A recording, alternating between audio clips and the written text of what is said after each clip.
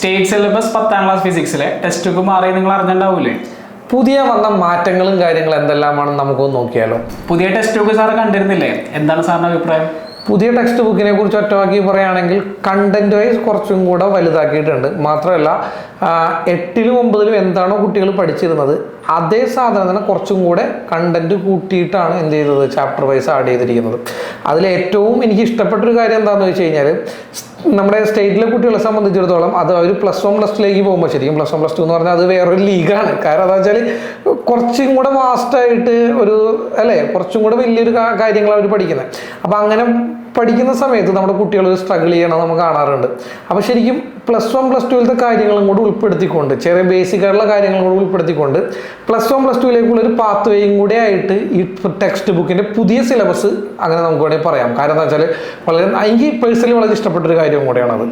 നമ്മുടെ പാർട്ട് 1ൽ 4 ചാപ്റ്റേഴ്സാണ് മെയിൻ ആയിട്ടുള്ളത്. അതിൽ ഫസ്റ്റ് ചാപ്റ്റർ സൗണ്ട് വേവ്സ് ആണ്. സൗണ്ട് വേവ്സ് അത് ശരിക്കും 8ാം ക്ലാസ്സിലത്തെ സൗണ്ട് എന്ന് പറഞ്ഞൊരു ചാപ്റ്ററും 9ാം ക്ലാസ്സിലെ ലാസ്റ്റ് ചാപ്റ്റർ ആയിട്ടുള്ള വേവ്സ് എന്ന് പറഞ്ഞ ചാപ്റ്ററും, ഇത് രണ്ടും മിക്സ് ആയിട്ടാണ് എന്ത് തോന്നിക്കുന്നത്, സൗണ്ട് വേവ്സ് എന്ന് പറഞ്ഞ 1ാമത്തെ ചാപ്റ്റർ. കാരണം സൗണ്ട് വേവ്സിൽ സൗണ്ടുമായിട്ട് ബന്ധപ്പെട്ട ബേസിക് കാര്യങ്ങളെല്ലാം വരുന്നുണ്ട്, സൗണ്ടിൻ്റെ കാര്യങ്ങളെല്ലാം വരുന്നുണ്ട്.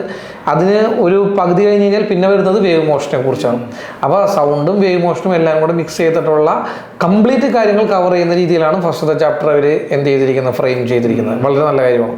ഇനി 2ാമത്തെ ചാപ്റ്റർ എന്ന് പറയുകയാണെങ്കിൽ അത് ലെൻസ് ഓപ്റ്റിക്സ് ആണത്. കാരണം അത് സത്യം പറഞ്ഞാൽ കഴിഞ്ഞ വർഷം അവർ 5ഉം 5ാമത്തെയും 4ാമത്തെയും ചാപ്റ്ററിൽ വെച്ചിരുന്നൊരു കാര്യം ഇതിപ്പോൾ 2ാമത്തെ ചാപ്റ്ററിൽ തന്നെ ഒരു ഒപ്റ്റിക്സ് കയറ്റിയിട്ടുണ്ട്.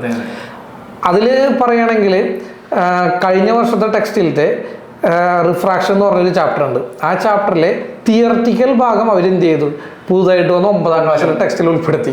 ബാക്കി 10ാം ക്ലാസ്സിലെ ടെക്സ്റ്റിൽ ആ ലെൻസ് എന്താണെന്നും ലെൻസിൻ്റെ ഇമേജ് ഫോർമേഷൻ, മാഗ്നിഫിക്കേഷൻ, പ്രോബ്ലംസ്, ഇതിനെല്ലാത്തിലും കൂടുതൽ ഞാൻ നേരത്തെ പറഞ്ഞില്ലേ +2ലും അവർ കുറച്ച് പഠിക്കേണ്ടതായിട്ടുള്ള കാര്യങ്ങളുണ്ട്.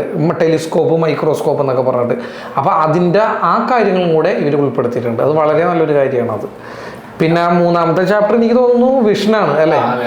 അതിൽ 3ാം ചാപ്റ്റർ നമ്മുടെ കഴിഞ്ഞ വർഷം ഉണ്ടായിരുന്ന 6ാമത്തെ ചാപ്റ്റർ തന്നെയാണ് കയറ്റിയേക്കുന്നത്. പക്ഷെ അതിലുപരി കുറച്ച് കണ്ടന്റ്സ് കൂട്ടിയിട്ടുണ്ട്. നമ്മുടെ ഈ കഴിഞ്ഞ വർഷത്തെ ടെസ്റ്റ് വരുന്നതിന് മുമ്പുണ്ടായ ടെസ്റ്റിലെ കണ്ടന്റ്സ് ആണ് മെയിനായിട്ട് കയറ്റിയേക്കുന്നത്.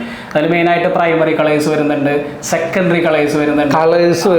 അതുമായിട്ട് ബന്ധപ്പെട്ട പ്രോബ്ലംസ് ഒക്കെ നല്ല രീതിയിൽ ചോദിക്കാറുണ്ട്.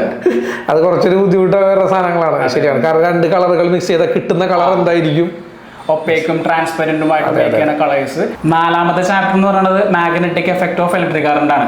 നമ്മുടെ കഴിഞ്ഞ വർഷം ഉണ്ടായ സെക്കൻഡ് ചാപ്റ്റർ സെയിം ചാപ്റ്റർ തന്നെ, വ്യത്യാസമൊന്നും അധികം ഇല്ല.